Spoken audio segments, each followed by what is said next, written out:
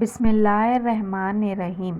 عبداللہ بن مسعود اور ابو موسیٰ رضی اللہ عنہ بیٹھے اور گفتگو کرتے رہے۔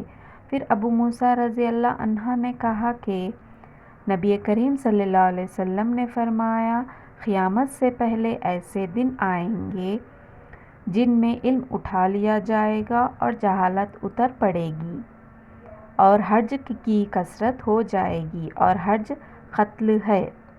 نبی کریم صلی اللہ علیہ وسلم کی زوجہ محترمہ ام سلمہ رضی اللہ عنہا نے بیان کیا کہ ایک رات رسول اللہ صلی اللہ علیہ وسلم گھبرائے ہوئے بیدار ہوئے اور فرمایا، اللہ کی ذات پاک ہے، اللہ تعالیٰ نے کیا خزانے نازل کیے ہیں اور کتنے فتنے اتارے ہیں، ان حجرہ والیوں کو کوئی بیدار کیوں نہ کرے۔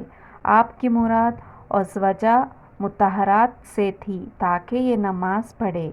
بہت سی دنیا میں کپڑے باریک پہننے والیاں آخرت میں ننگی ہوں گی۔